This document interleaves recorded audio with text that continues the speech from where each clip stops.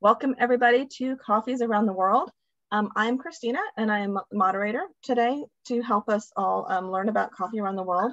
We have Paula with us from the Columbia office, and she is going to be running all the technical support, and she's going to be sharing our Atlantic Institute video so that you know a little bit about our organization. So go ahead, Paula.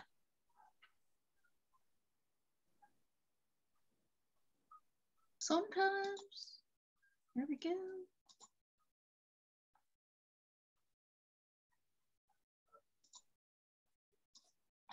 Sorry. Let me get this. Oh, and that's our autoresponder. Already getting everybody, I mean, our auto, that's gonna, our randomizer, that's gonna pick who the winners are for the raffle at the end. Hang on, I've got to click on the right one before I do that. I apologize, guys. All right, Miriam, I know you said there's no audio for you. There we go. I think that's something you have to look at internally. We do have transcripts on, but if you're on a phone or a computer, you might have to check and make sure that you have your sound correct. You have the correct audio input.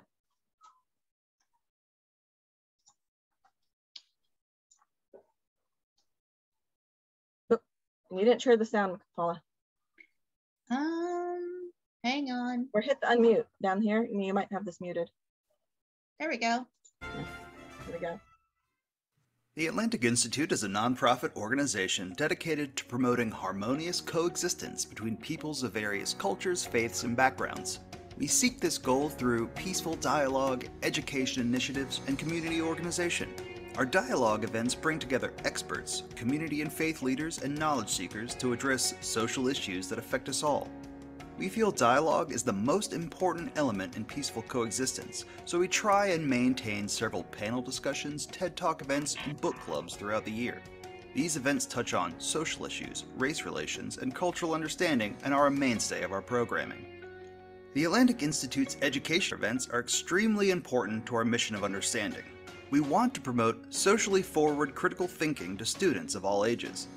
To that end, we have developed programs that seek to grow the creative spirit of students and help them think about their communities and the world around them. Our Future Leaders of Dialogue event brings together nominated elite students to learn from each other as well as political and business leaders. Our art and essay contest gives students a theme about important societal issues and allows them to create wonderful works of art and writing while steering their minds towards improving their world. We're always seeking ways to educate youths and adults in order to make a peaceful world for all of us. Our community events are designed to transform neighbors into friends and groups of people into a community. By associating with other nonprofits or by our own initiative, we are always trying to discover new avenues to improve our neighborhoods, places of worship, and community centers. We host cooking demonstrations of food from other cultures, work with various nonprofits to help elevate the work of others, and try to find a way to make the lives of those who are disenfranchised or marginalized better. Building a more peaceful world starts in our backyards, so we are dedicated to improving our communities and associations. The Atlantic Institute is always seeking like-minded volunteers and collaborators. If you would like to learn more, find volunteer opportunities, or just want to chat with our staff, please visit our website at www.atlanticinstitutesc.org or follow us on Facebook. We will never run out of fun, educational, peaceful events, so come join us to help make this world a better place full of understanding and unity.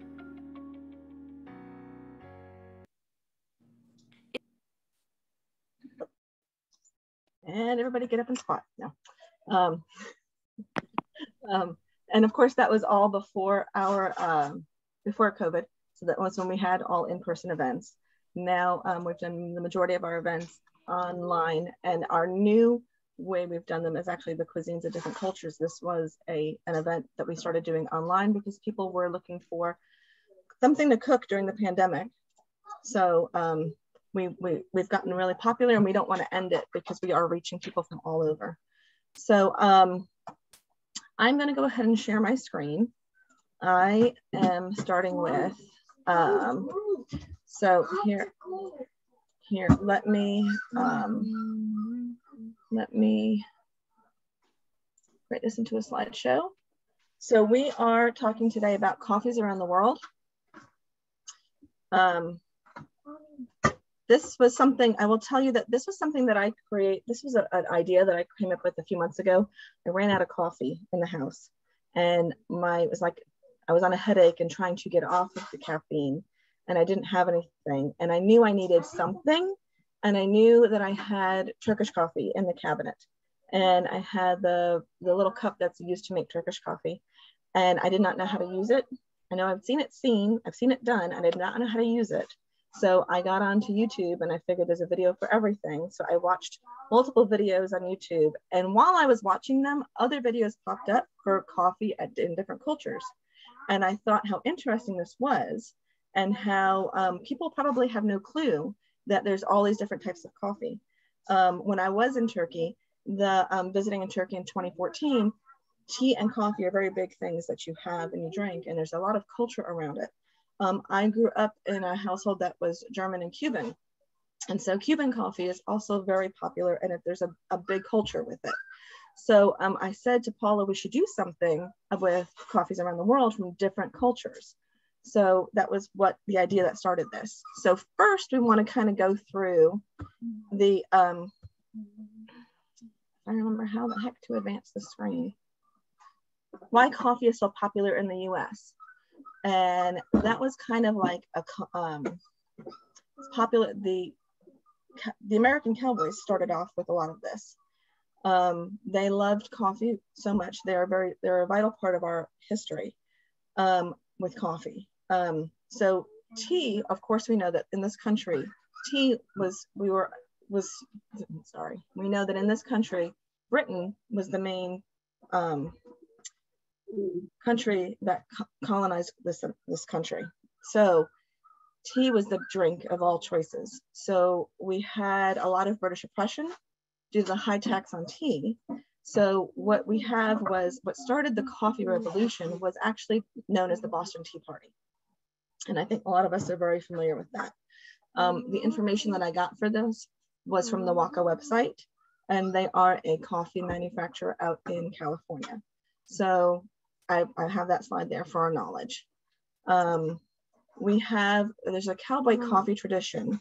So cowboys were the animal herders that used to tend cattle on ranches in North America in the 19th century, traditionally on horseback. Coffee was served as water with every single meal for American cowboys. There would always be a pot of it boiling on the fire, because that's how they like their coffee served, piping hot. So it was treated as like bars of gold and cherished and praised by them. Their love for coffee transcended into a wide range of knowledge in different roasts, and they could tell weak coffee from strong coffee. They called the weak coffee was like dehorned belly wash or brown gargle. It's important to remember that the cowboys back then were on long long journeys, and coffee is kind of what kept them going. All right.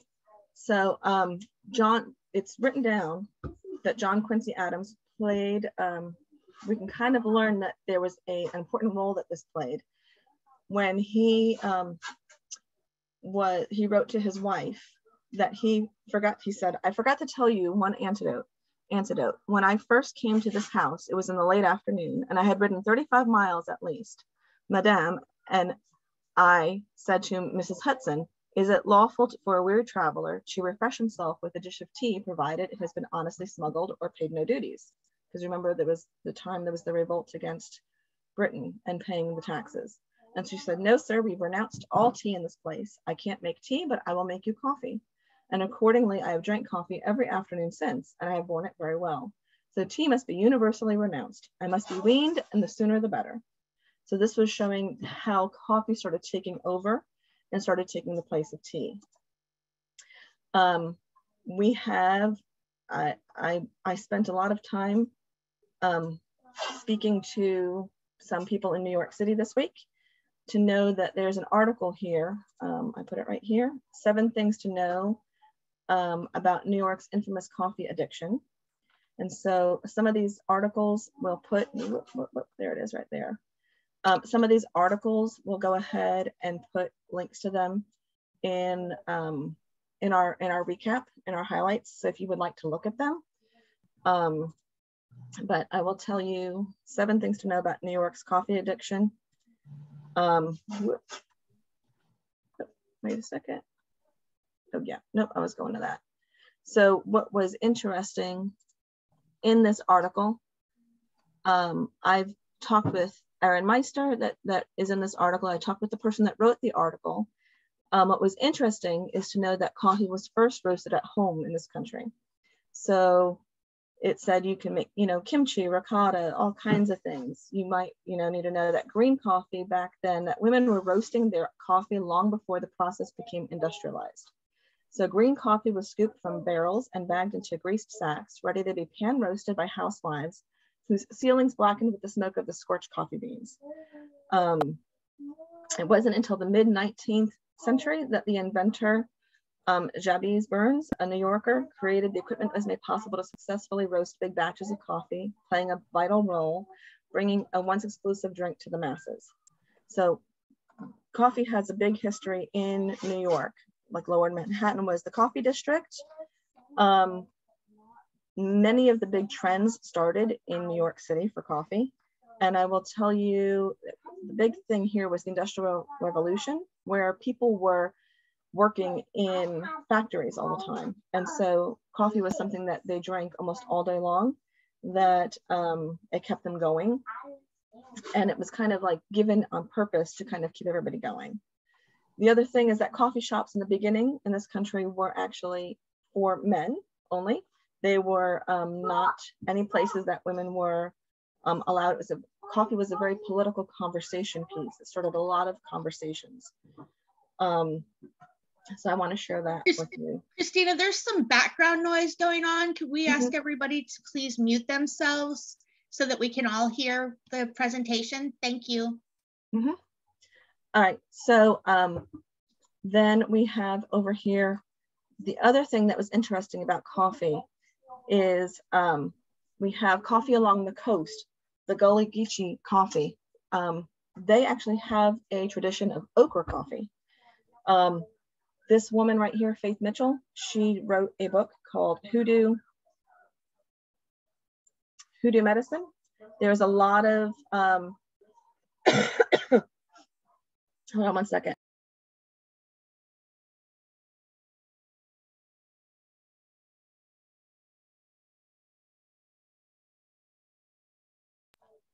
So Faith Mitchell here wrote a book called Hoodoo Medicine, and it was very important medicine stuff that was lost when a lot of the people from the Gullah Geechee came over to this country. One of the interesting things that they had over here was coffee made from okra beans. I thought it was very interesting.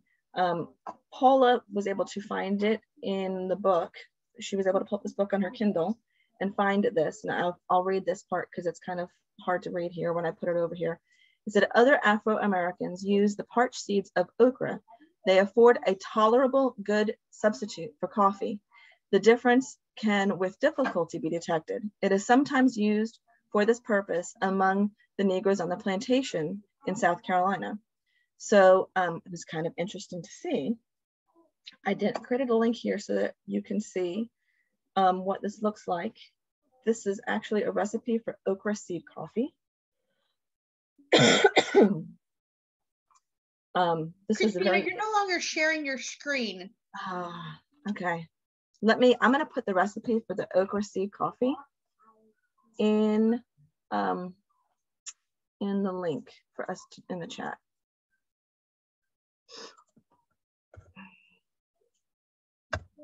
So there's a recipe there for okra seed coffee. It was quite interesting to take a look at it and see the pictures of it. Oh, you can see it. You can see, okay, you can see that screen, but you probably can't see this screen. The screen, can you see the screen that has the coffee on it right now? No, we're seeing you. Okay, well, they can see it. No, they can see it. Oh. So, yeah, they can see the screen. So you can see there's the dried okra beans. There we go. And then there's the okra seeds there that have been roasted. It was quite fascinating to learn about this week and talk with Faith Mitchell about it a little bit. Unfortunately, she was not able to be on here. And then here they grind up the okra seeds and they make okra coffee. So I thought that was an interesting, it's caffeine free. I will tell you that. I did learn that. So it's a very interesting coffee that that I would like to try because it just looks kind of interesting. Okay. The next slide I know is to let you know, make sure that you do know that at the end of the event, we do have the giveaway of coffee here from Waka. Waka sent us this, and it's there's 2 flavors, just so you know, and I can go over it a little bit later, but they're instant coffees, because the Cowboys did a lot of stuff with instant coffees, actually, with coffees that were ground very finely, which you'll learn a little bit about in the Turkish culture too. So I would like to stop sharing my screen, and I am going to throw, that was the knowledge of American coffee. I thought was very interesting to learn, since there are many here that are not from America. And I'm going to go ahead and spotlight Rosie, and she is talking about Colombian coffee. And so I'm going to spotlight her so that she can share with us about Colombian coffee. Well, thank you so much for the invite. Well, as you said, my name is Rosie. I'm actually now in South Carolina, Greenville, but I'm originally from Colombia. I was born in Cali. My family was born in the coffee region and born and raised. So it's kind of my cultural heritage. Me and my husband opened 3 years ago the roastery that is called Unlock Coffee. I have some bags. We usually don't carry a lot here because we drink the coffee in the coffee shop, but this is one of the Colombian coffees that we recently have on the shop. This is a decaf, which is very rare for people to like decaf, but this Colombian coffee is amazing. So, kind of like the history of Colombian coffee is basically because Spaniards colonized Colombia, and then they brought the seeds, and that became part of the expansion on the colonization process. And then right now is part of the vital role of Colombian economy. So most of the households in Colombia, not to say all of them, have this type of device. I grew up with this one. I bought one to show you guys. We don't use this one at home. Of course, we use like a coffee brewer, and sometimes we do pour overs home. But this is a cloth coffee strainer, and this is how I grew up making coffee. So it's similar to what we would call a pour over, because it's a slow extraction method. So the flavor of most of our coffees that we brew home is very legit, because we get the full extraction of the coffee. Nowadays, the Colombian beans that Colombian people are getting, it's better than maybe 15 years ago, because good coffee is now staying in Colombia. Before, we used to export everything, and then what we were drinking was actually part of the bad coffee, even though it was good. But nowadays, people are more aware that, we are one of the third, I think it's categorized as the third most, the biggest production country in the world, the third one. And then people are just switching to buy good coffee from local people that are roasting it. So that's kind of like the overview of how we prepare the coffee. Of course, we have to brew the water or heat the water to a boiling point. And then this little thing is put like in a jar that is usually like a metal jar. And obviously, depending on the amount that you are brewing, you put the coffee inside, and then you just pour the water slowly, similar to a pour over process. Nowadays, people are like getting new devices to brew home, such as this that we have here home. Now we use it. So Colombian people are getting more of these and like specialized machines. But if you go to a house like mine in Colombia, this is how you will brew your coffee. And then it's a slow extraction, and we drink coffee all day. So when we wake up, during the morning, at lunchtime, and before going to sleep, I mean, it's something that culturally speaking, it's like we drink every hour and throughout the day nonstop, and it doesn't affect that we are sleeping or not. So that's kind of like the overview of the most common method that you use to prepare coffee. I mean, this is like really cheap. So if you want to try it, I don't know if you can find it online. I bought this like in a local shop, but it's actually really cool. And then just to wash it, you just put like this on the garbage, and you can just wash it, like hand wash it and use it again. And it's even more like ecological, I would say, or earth friendly, because you don't have like any filters to produce more waste. So it's just like the residue that you have after you have brewed the coffee. So this is kind of like the most popular way.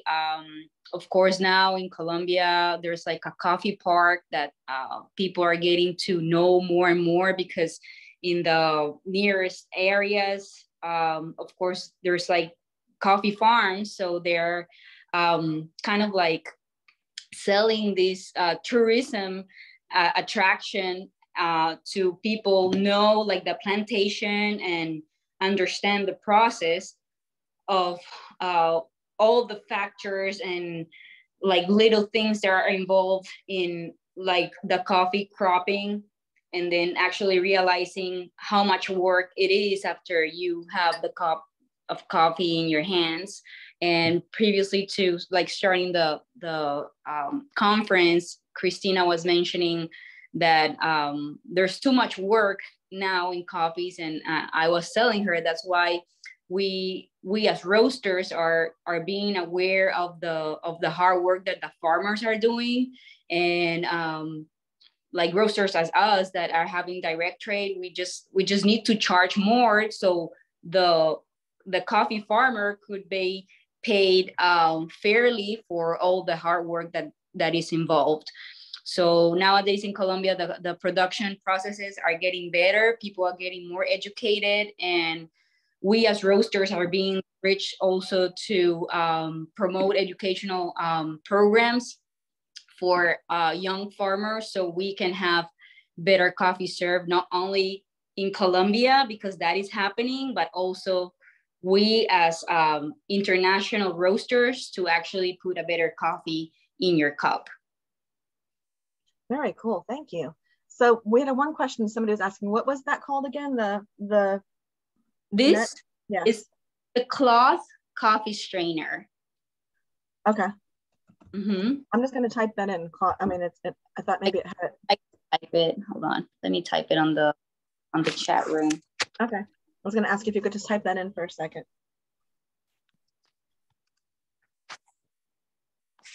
Very neat. Yeah, you can find these like everywhere. And then the jar, unfortunately, we don't use this one. We use like the coffee brewer or the pour over, but it's like it's a metal jar that actually you can use it for coffee and for chocolate. So in my household, it was like coffee with chocolate sometimes, or just like the chocolate itself, because that is also one of the main crops in Colombia. And then you just put it there and let it pour, let it sit down with the low extraction method. And I mean, the coffee just tastes amazing because it's similar to preparing a pour over. One of the other questions asked is the strainer for 1 cup or 1 pot? Would you use the strainer for like 1 cup of coffee or 1 pot? We usually made it like for a jar, but you can do it for 1 cup. You just have to measure the coffee for the cup. So right. You'd measure it out for how much you want. It is that we let me see if I have like a measure for that. It was like really, I don't know how to say that. Like we didn't measure the amounts, but this is kind of like the cup that we use to like put the coffee. So for my household, when I was living in Colombia, we put maybe 2 or 3 of these. And then the amount of coffee, the amount of water was similar, like a cup per this little cup. So we made 3 cups of water per this one. I gotcha. Yeah. Very cool. So no, it was just like using your eye, basically. Sometimes after a while you use your eye. It's measured by the eye. I when I make coffee at home, it's just I pour it into the top by my, like that looks like enough. Okay, I'm good to go. It depends on how strong you want the coffee too, because some people like it lighter, and instead of like putting it like full to the top, you just gotta like measure if it's like the half or the top. Very cool. Thank you very much, Rosie, for sharing with us. Yeah, I'm gonna unspotlight you, and I'm gonna spotlight Shayla, if you mind. I'm gonna talk with you next about coffee, and you can share with us about India. Yeah, India is Indians used to be, at least I don't know how they are now, but very hospitable people. So when you go to anybody for a visit, they will always ask you for a drink, usually tea, coffee, and water with jaggery. So even in a village, they will ask you. So tea and coffee can be served any time during the day. It's not a tea time or coffee time. Whenever you visit somebody, they'll ask you. So considering that, coffee is not a culture, because every culture in Indian history is before Christ's time, okay? So this one has come 1670 is the time Baba Badam was a Sufi guy, came from a Sufi clerk. He came from Sudan, and he brought 7 beans magically. Maybe something story there, but 7 beans and put it in south of India in the land happens to be where I am from, the state of Karnataka. And since then, the coffee culture has been introduced to India. So it is from 1670, and then later, coffee was for elite people only when British came there, because they will only serve to elite people. Usually they will boil it and do it. Now India is the 10th exporter and send about 50 countries Indian coffee.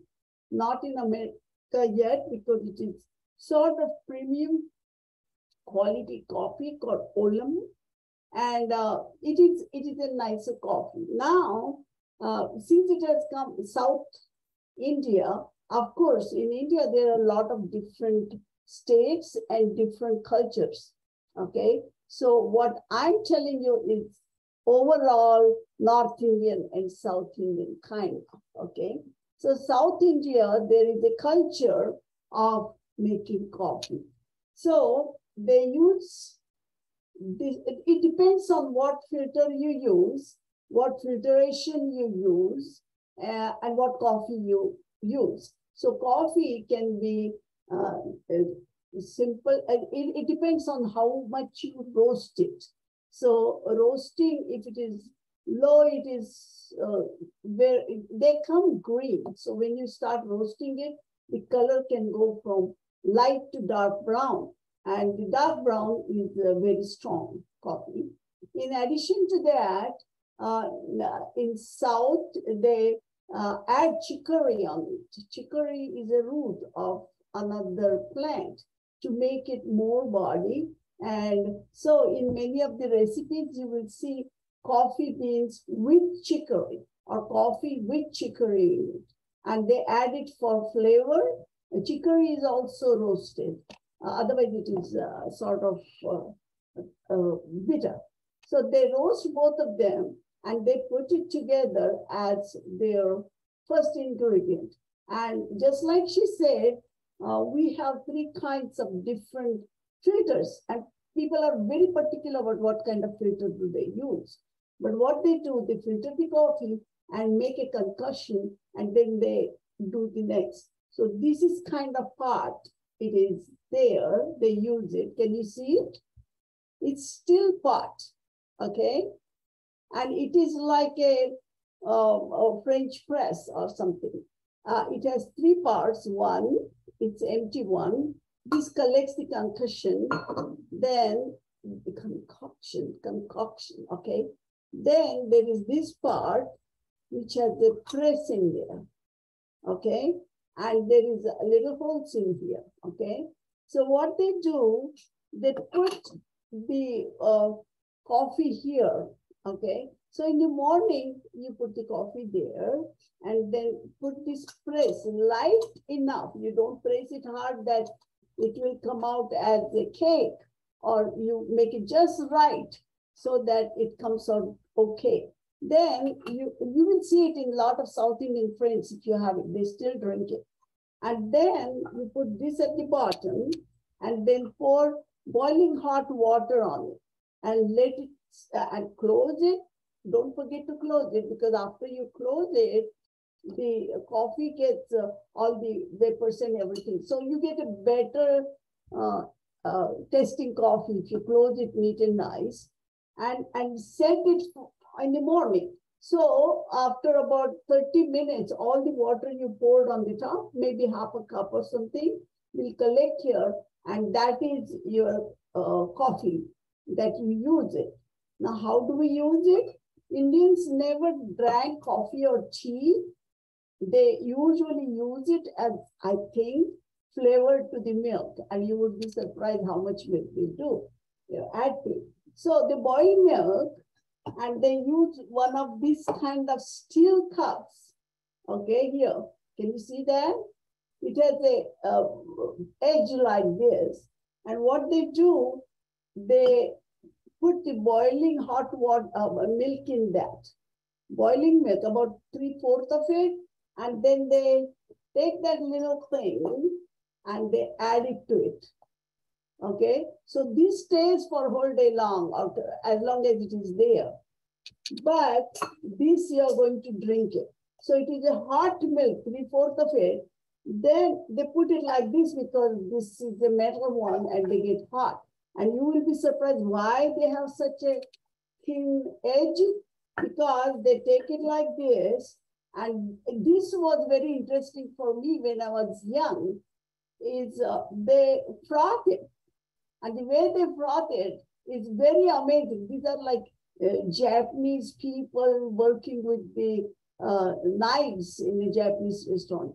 They will take it and they will put it like this. They will take here and they pull it like this, put it from one, then put it from there. So it becomes full. And it is interesting to see there is actually hot tea in one, and they pour it from top. And this is done in the hotels, coffee shops, and everywhere, especially in South. And this frothing is the make coffee very, especially if it is chicory, it makes it very thick and tasty. The milk they use it full fat, and also buffalo milk. So it is like thick milk, and there is a coffee one, and then they can put a little bit more on the top. This is a South Indian coffee, and it is different for different beans you use, and how many times you do this to froth it, 3-4 times, but they do it like 2 feet, 3 feet like that, and they pour it exactly like in the bottom one, and then they serve you in this pot, which is hot, and you put it on a small thing here so you don't burn your fingers, or you can take it like use this to put the milk coffee in there. Very interesting. This is South Indian. Now it is in India, so you know that we have a lot of ways of making it. So we have some spices that go with it. So the chicory roots go in the coffee blend itself. You put coffee and add chicory and mix it. So it will have that chicory mixed coffee. Okay, but there are some 30 different ways of fixing coffee. For example, as we also have like filter. This is one of them. The other one is pure Muslim, like she had that thing, conical thing. We don't use, like if I had a big pot, I'll put a cloth on it, put coffee on it, press it with my teaspoon, and then pour water. Some people will only drink coffee with the cotton filter. And nowadays, people just use this, put the coffee filter and put a coffee in it, and then pour hot water in it. Or some people just use a coffee filter, put it in here, and put the hot milk in it. So there are filtration process. Then they have frothing, the lather, and what kind of beans you use, because the beans are very important. There are some 30 different kinds of coffee that they make, coffee beans, different variety of coffee. And they make whatever they produce. India is 10th in the country to a producer of coffee, but about 60% of our coffee is exported to some 50 countries. So when you go to Italy and get a premium coffee, most probably they are using Indian coffee too. Ah, so Shayla, I had a couple of questions in here. Is the milk that is used in the coffee, is it cow's milk, or you said what did you say, buffalo? We don't use cow milk as much. We use buffalo milk. Buffalo milk is little heavier on cream.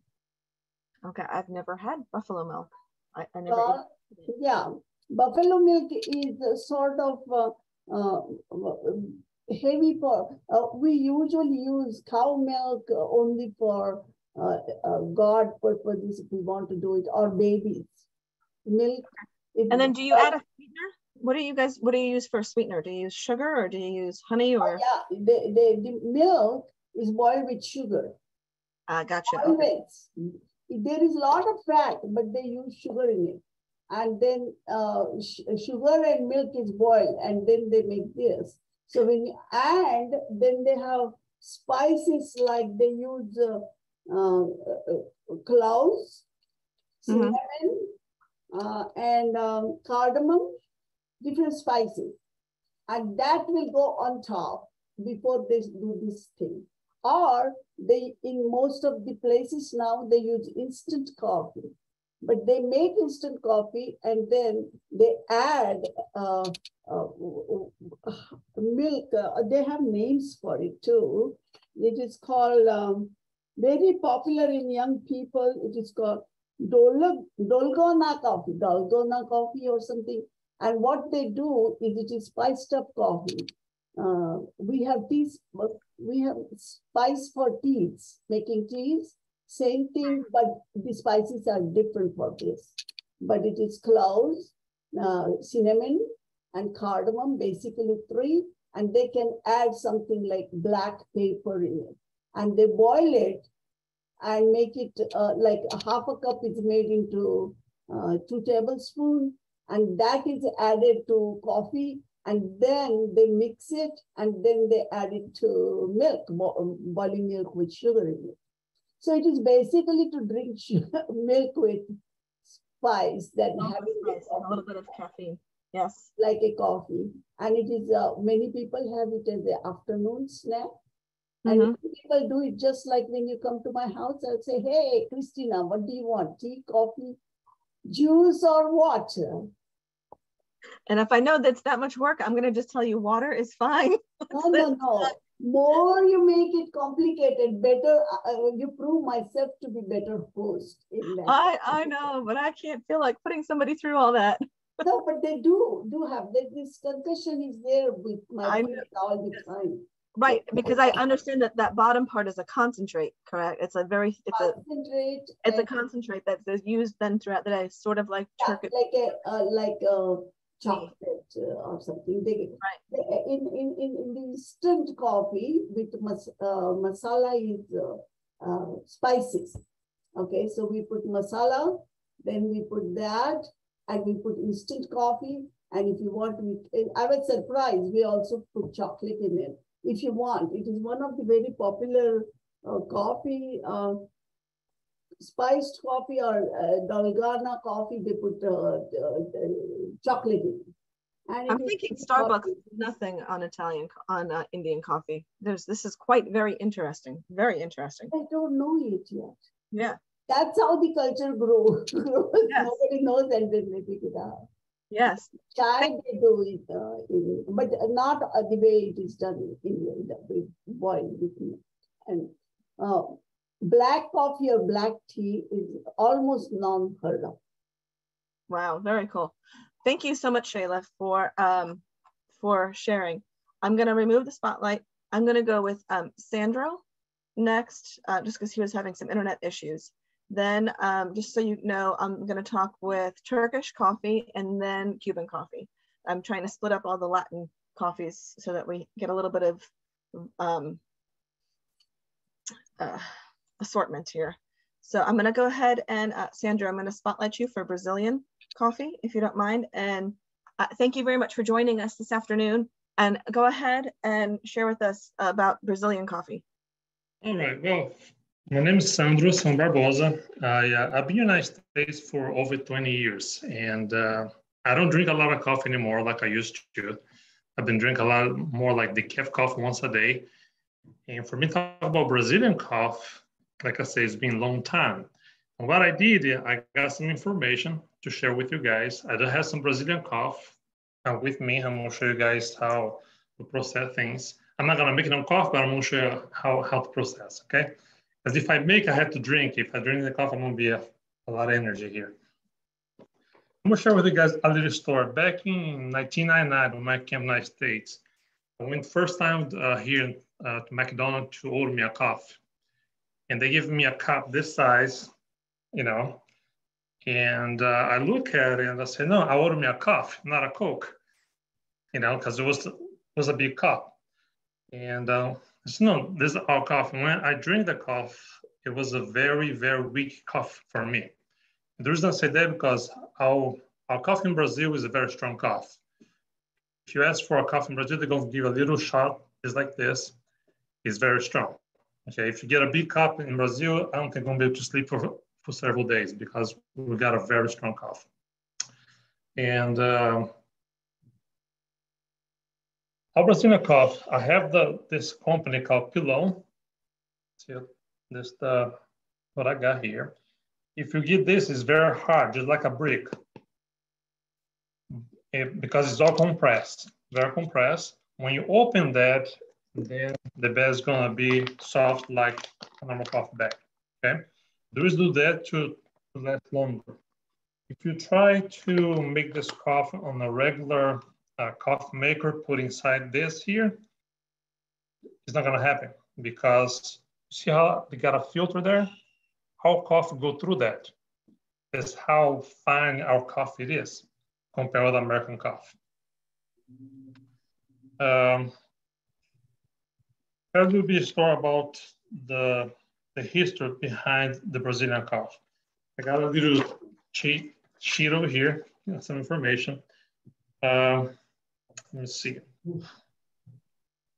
Our coffee actually, it was discovered in Brazil back in 1700s from a French Guana via Portuguese, the name Francisco del Melo Paleta.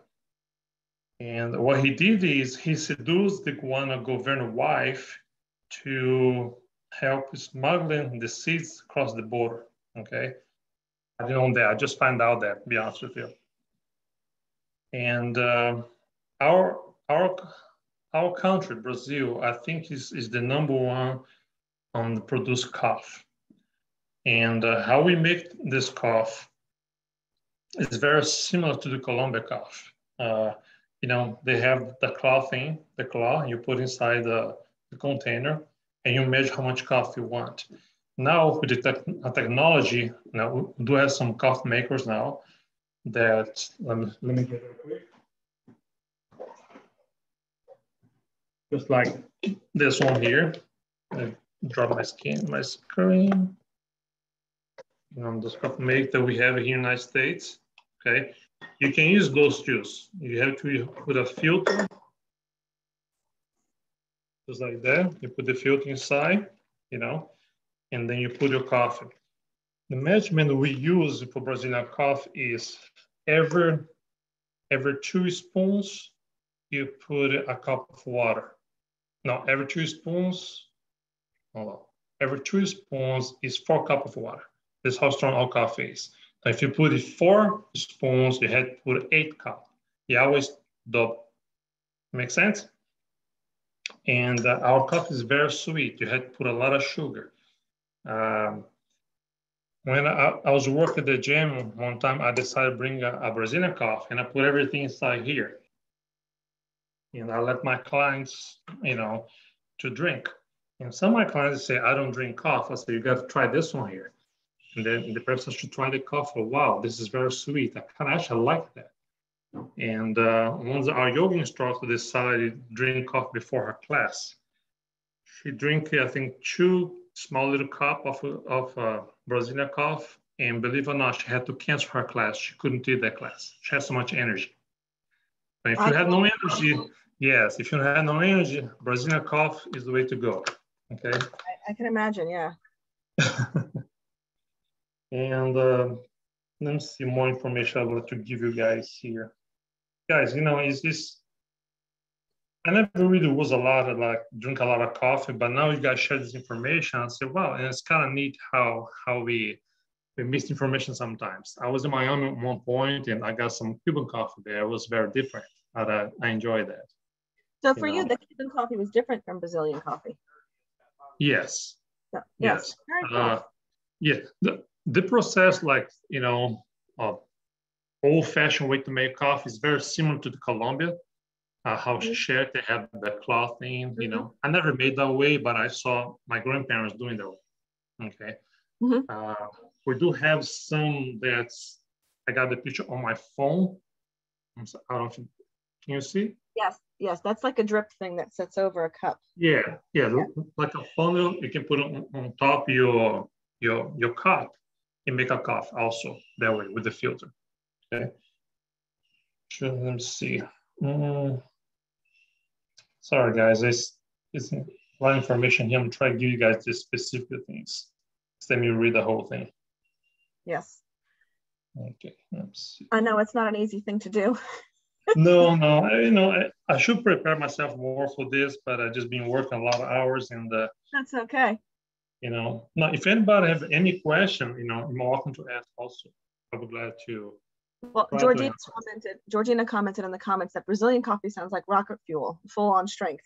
And it sounds to me like it'd be like rocket fuel almost, like very strong. Yes, we have several things in Brazil that give us energy, but natural energy. Okay, like our coffee. Our coffee is very natural coffee. We do have acai is a fruit. They, you know, now people make ice creams and make vitamins, stuff like that, smoothies. They give you natural energy. Also, we have a fruit called guarana. We do have sodas that made by guarana. Actually, I do have one here. Just one second. I don't want to talk about coffee. I understand, but there's the guarana. Okay.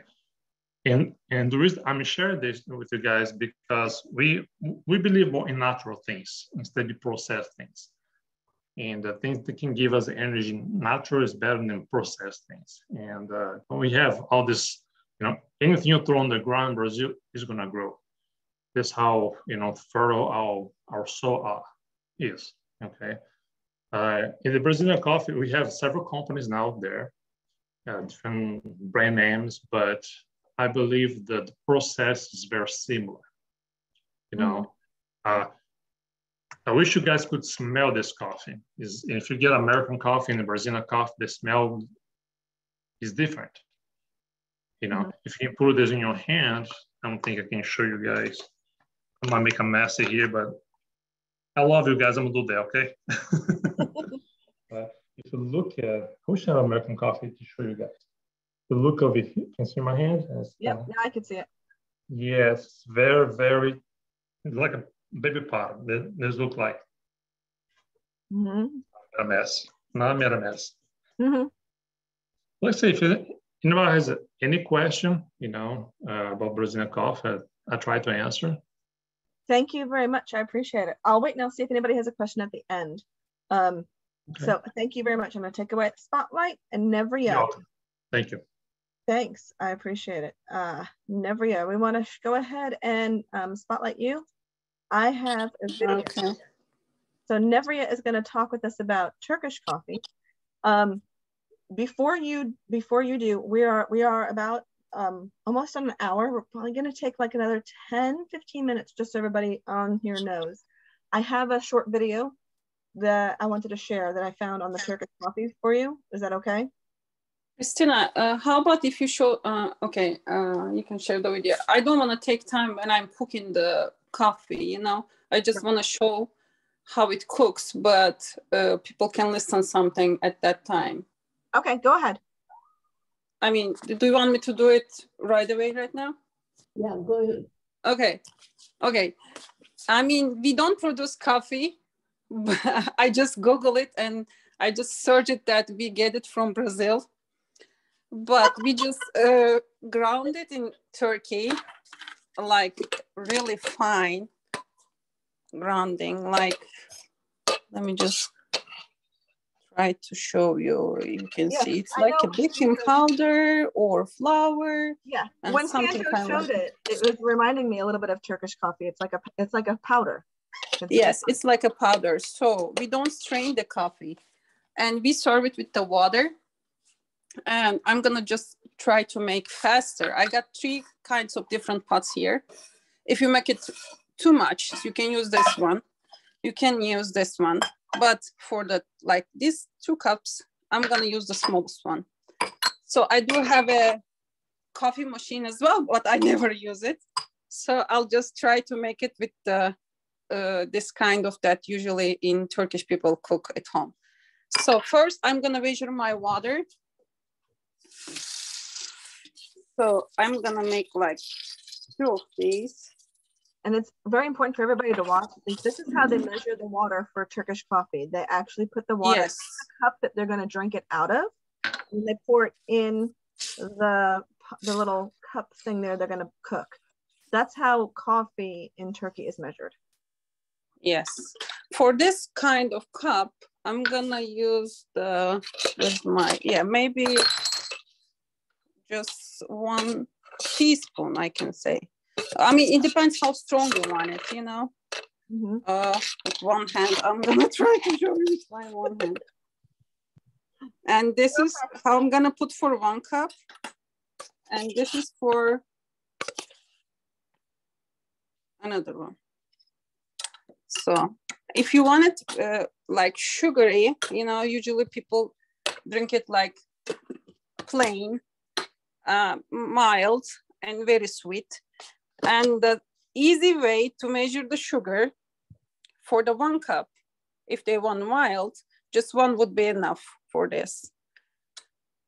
You just put it inside. The thing is that, you know, the Turkish coffee, it should be like foam on the top. So when you start to cooking, it has to be low, but I don't have time right now, so I'm gonna make it faster. And another thing is that I wanna say, you have to warm your cups with the hot water. So the coffee should be hot. Just let them sit when you're cooking your coffee. Turkish coffee is a very, very big one for those that might not be familiar. Tina, could you show the video while she cooks it slowly? Yeah, so it doesn't burn? Yeah. Is that okay? I can show real quick? Yes, yes. Okay. I'm gonna let that go ahead, and I'm gonna just share my screen.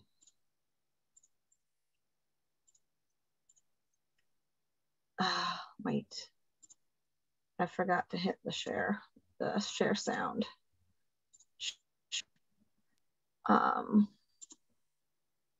So here is what I found. I'm gonna go ahead and I got some notes about its history.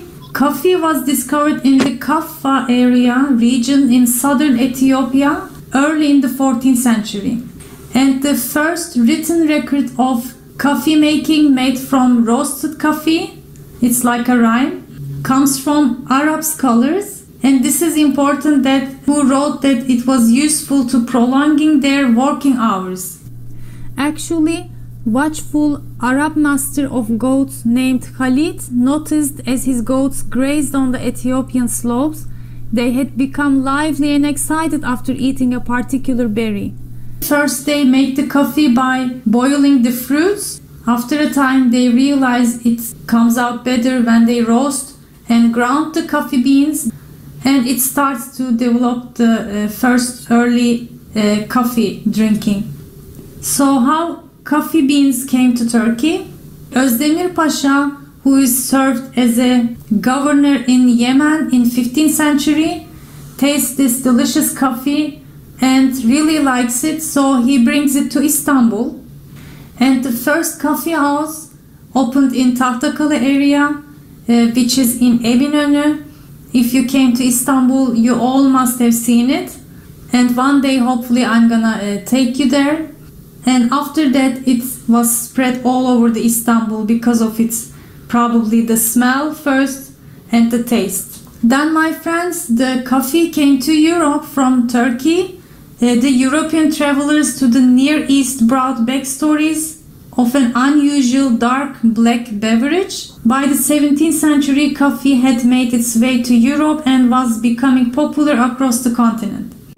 In Austria, when the Ottoman armies retreated from the siege of Vienna in 1683, they left behind sacks full of coffee. The Austrians assumed that it was animal fodder, but George Kolschitsky, who knew the Ottomans, asked for these coffee beans to be given to him and used these to open a first coffee house in Vienna and introduced coffee. Now let's take a closer look to Turkish coffee. It is freshly grounded. I bought it from the local shop. I filmed it actually on my previous episode about coffee. What's the difference of Turkish coffee from the others? It comes from Arabica coffee beans, but the difference is it is mostly medium roasted and grounded to fine powder. The idea is to ground the coffee beans right before making the Turkish coffee for a perfect taste and smell.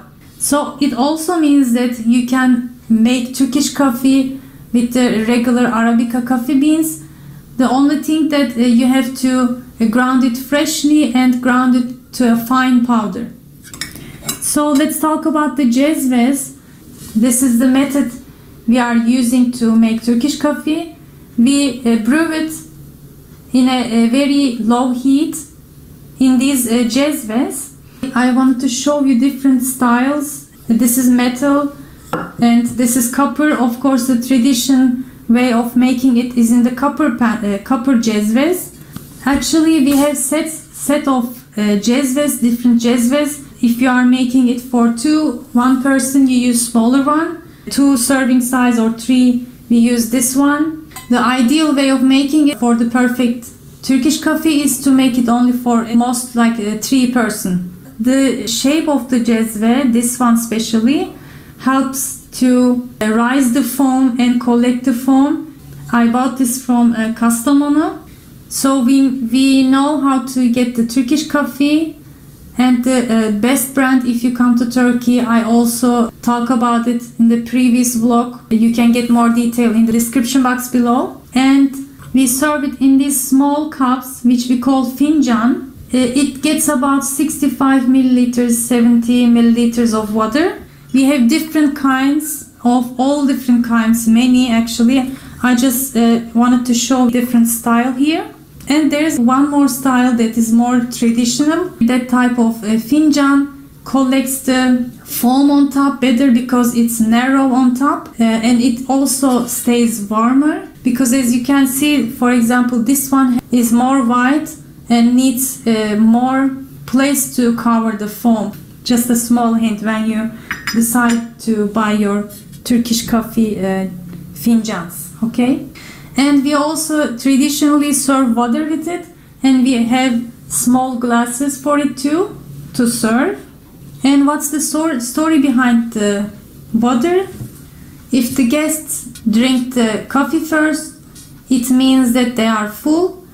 If they drink the water first, it means that they are hungry. But purpose of it is to cleanse your palate.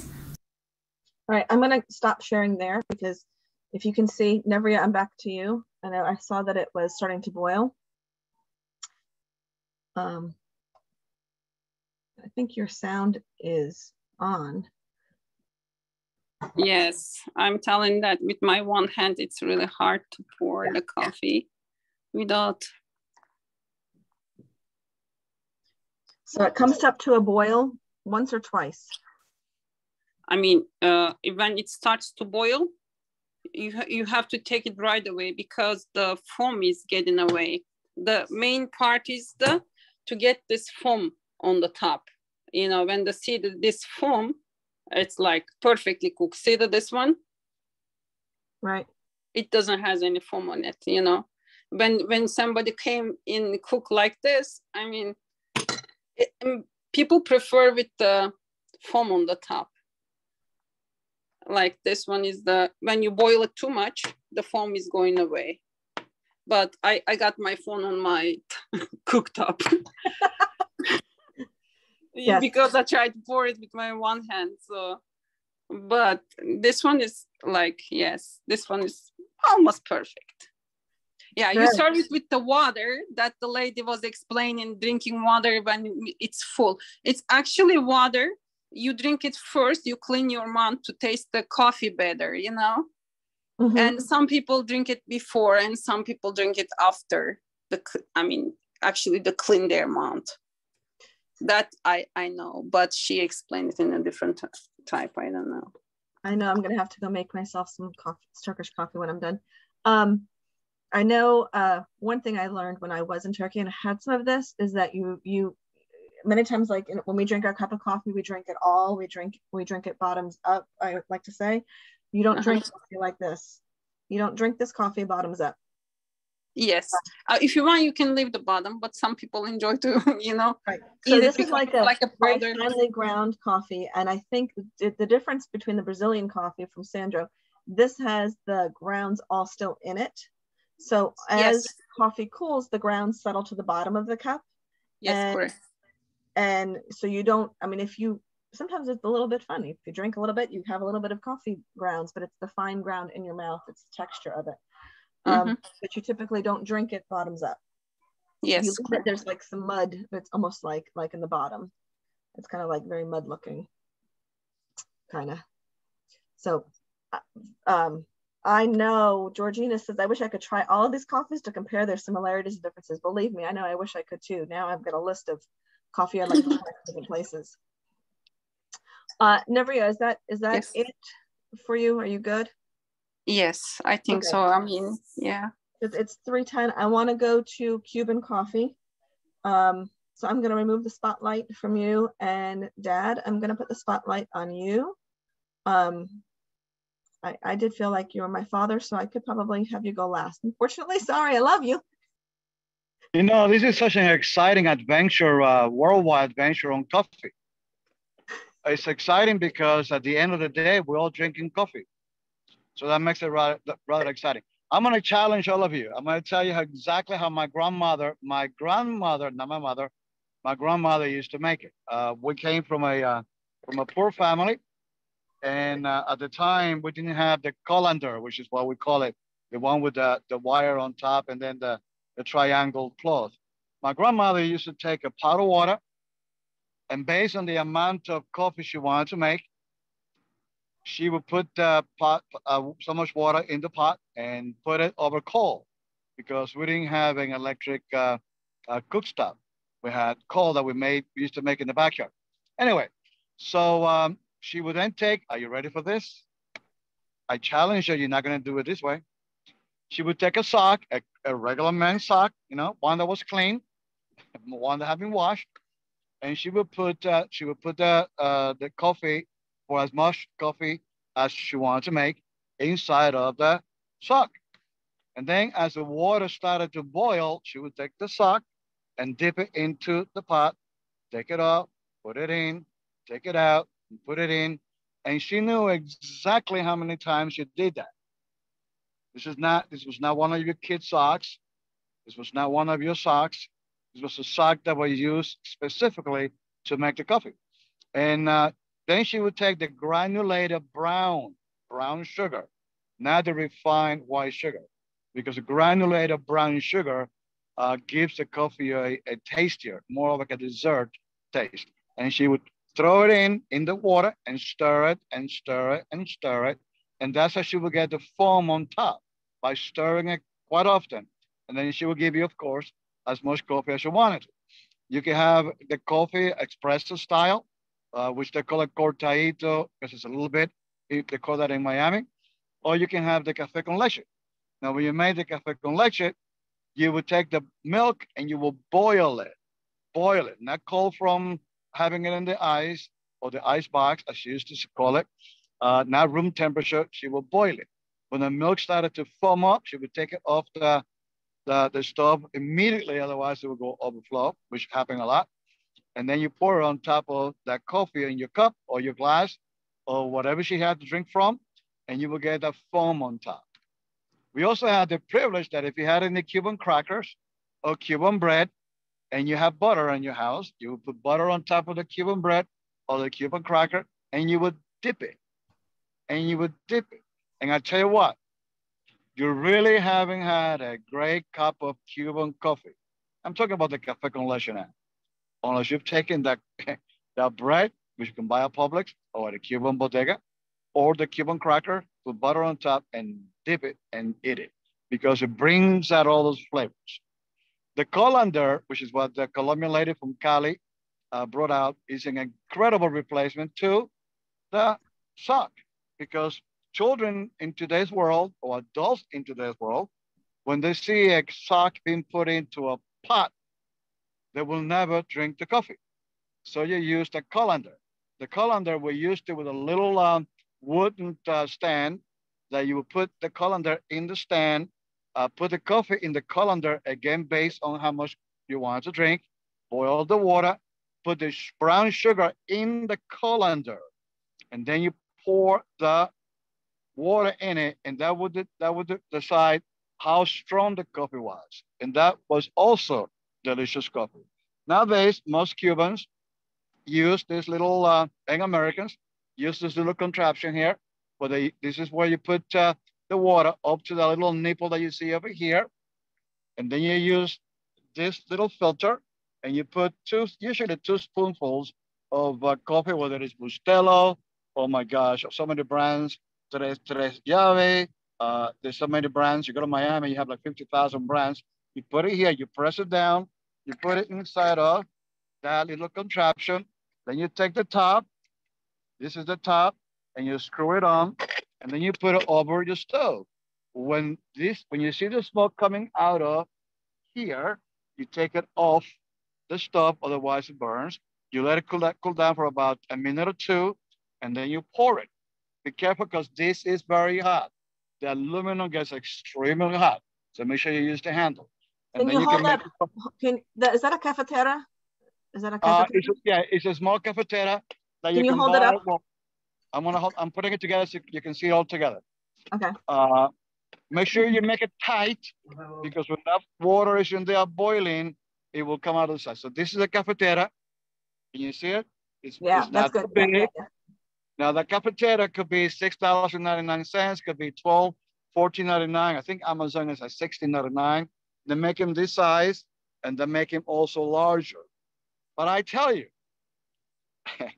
until you have had a pot of boiling water, just 1 or 2 cups, with the sock that you bought at Walgreens, Walmart, or somewhere that has been washed, that your kids have not worn, or your husband, and you put two teaspoons, actually large teaspoons of coffee in it, and you dip it in and out, which means you're controlling how strong that coffee will be, and you can tell about the darkness of it. Another trick that will happen is if you do too much of this and the coffee comes out too bitter, and I learned that over here in Tampa in La Teresita at a very famous restaurant, you take a little dash of salt, and you do once, and all the bitterness from the coffee goes away.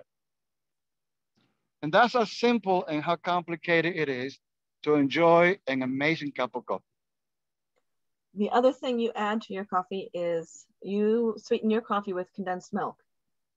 Oh my gosh, yes, I do. I love condensed milk. It's a poor man's milk. Most of South America is alive today because of condensed milk. Condensed milk is one of the, in moderation, all that's in it is sugar and milk. So it's actually a very healthy additive, which has the sugar and the milk already in it. And you mix it to your flavor that you want. You want it not as sweet, you don't put as much. You want it extremely sweet and dry, you put a lot more of it. So yes, I do use condensed milk many times. Or evaporated milk, which gives it a richer flavor also as well. Yes. I just put a picture in the chat for those of you that don't live around here in this country, that are from overseas or anything, that don't know what Cuban crackers look like. So you can see a picture of what Cuban crackers look like. And I've also put a picture in there of condensed milk, although I do think most of the world probably knows condensed milk. I think so. But I put that in there. Thank you very much for sharing. I know, and that would be, the cafetera makes the Cuban coffee that's usually served in the small, Cuban coffee is like served in the small cups, like the Turkish coffee. And like probably, a little Italian Demitasse, yeah. Right, the little Italian small, yes, yes. Okay, very good. So that would be all of our presenters. Those of you, let me remove the spotlight. Those of you that have questions, or if you are still on here, I know we have people from the UK or Kenya or Australia. I know Australia has a different type of coffee as well. And I did try to have a group share, somebody from another, we're at like an hour and 18 minutes. It's probably the longest we've done a call on, but coffee is our major addiction for many of us. And I think learning about it has been worse than sitting and listening. So does anybody have something that they'd like to quickly share from another country about their coffee? Christina? Yes, Shayla. Half minute. I mentioned to you the coffee place in Surat, written by Somerset Maugham. It's actually written by a French visitor to India somewhere in 1700 something, and he wrote it, which Maugham translated it. I was surprised to see that there are these coffee houses where people can go and discuss, just like right now you have. There are a lot of places in India right now. If anybody is interested, you go there.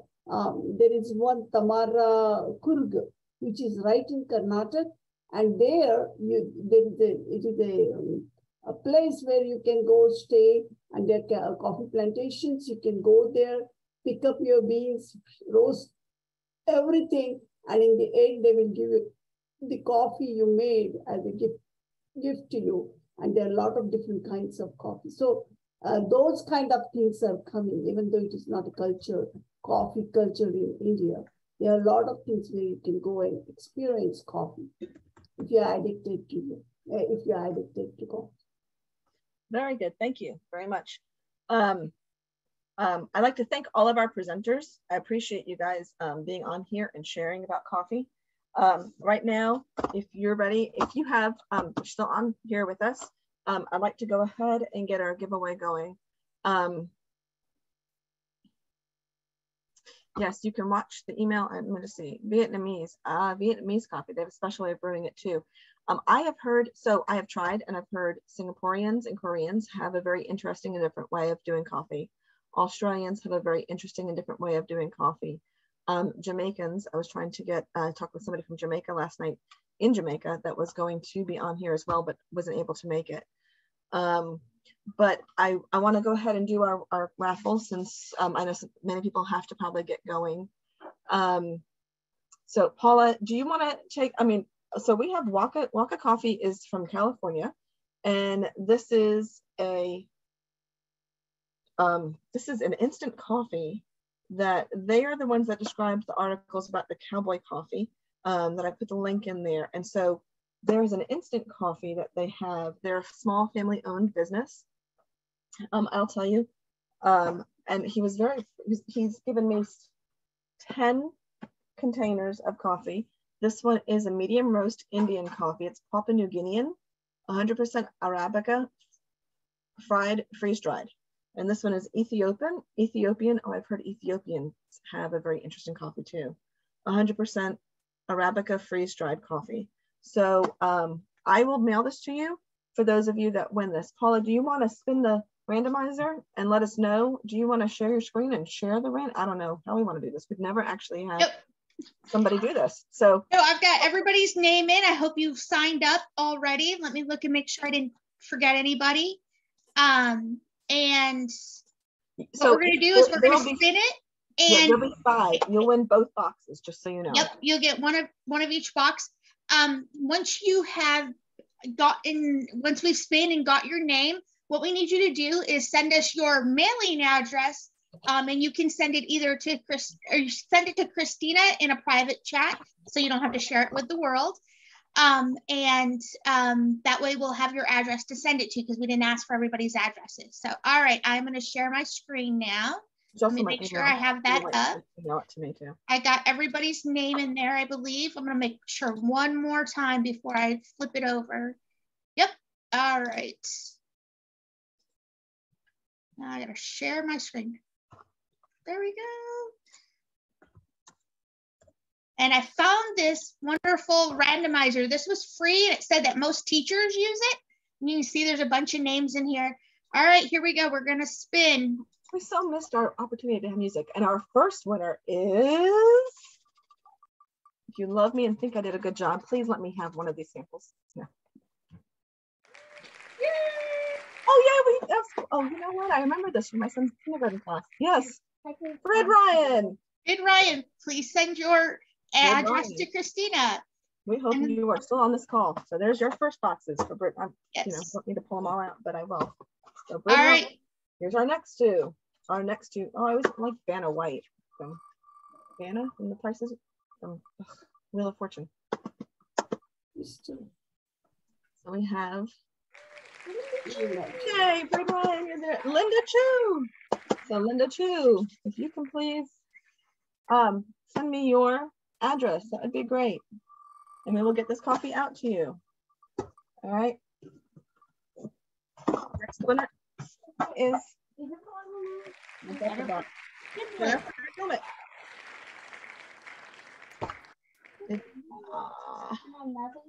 Terry, Paula, she said, I did not see Terry D named.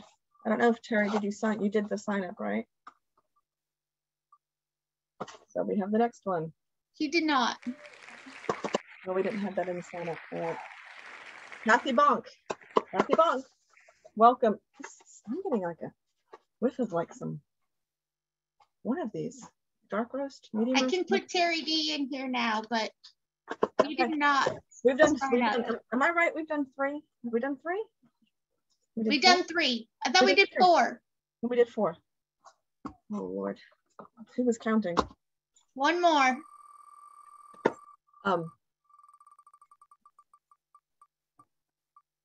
Sandra T said she also did it too. Nope. There you go, Terry D. You just got added, and somehow the randomizer went ahead and picked you. All right. So, Christina, go ahead and make sure that you have all of your they've sent you their addresses. Yes. And hang on, everybody, because if they don't, then we will we will spin the wheel again because they might have signed up but didn't stay. Yep, I do believe, sorry. So Linda Chu, yes, I got your address. Jennifer Gilmet, I got your address. Let me just go ahead and make sure.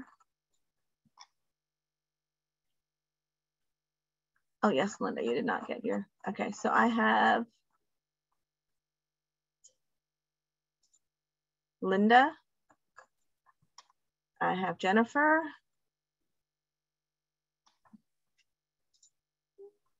Wendy C said, did she send, did I win? I see the wheel on my name, Wendy C.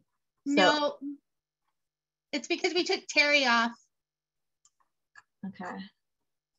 So will, oh, yes. Who are the other winners? I was just too excited. Well, I'm sorry. I can play back the video later. Terry sent me an address.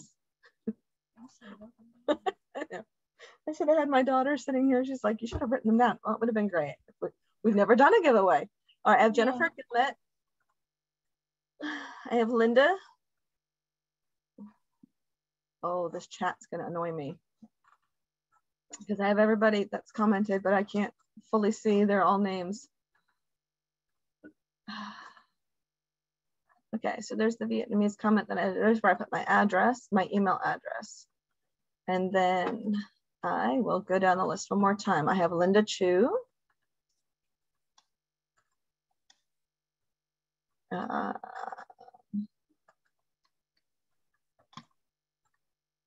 So here we have Linda. Then I have Jennifer Gilmet. Okay. Then I have Terry. Then I have, that's all I have. All right, let's spin the wheel again. Let me just make sure I'm correct. I've got Terry. I thought we had people say yes. I have Jennifer Gilmet. And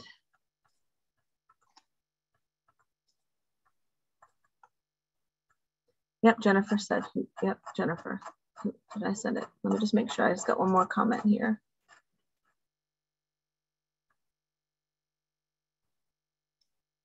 Oh, hold on, wait. Lisa says I need to check my emails too. Let me just go ahead and check. I think we might be good to have who we had. For oh, Bird Ryan, yes, Brid Ryan. Brid, right? You got Brid. All right, and then no, I said I figured you could email me later. I didn't know if I was needed to be immediate, only because my emails don't always come up immediately. They have to go through the other system and then a firewall. So let's just go. Those are the only names I remember. Okay. Does anybody else remember any other names? I apologize. I mean, I can always tell them to send me, would you like to do? I know, Britt. I'm excited for you too. we got 4 of you. I right. think we only did do 4 actually. I think we did too. So, all right, let's spin one more time then. Do one more because this was fun. Yes, one more. Oops, I didn't share it. Hang on. Okay. Kathy Bunk. TJ Watson. There we go. All right. TJ Watson. And I will tell you, we'll go through this. And if we have an extra one, I will just let Walker know. And I'm sure they can send you one. So yep. I'm going to be paying the shipping for these to go to everybody. And so I'll just let Walker know to send out one more. So thank you all. Yes, TJ Watson, you won the last one. Yes. And if you can, please, TJ, go ahead and send me a message right now, a direct message in Zoom here with your address. All right. And so thank you all. I appreciate you being on here. I appreciate all of you learning with us. Thank you to all our presenters, if they're all still on here. If you guys would like to, all right, I'm going to go ahead and end the recording.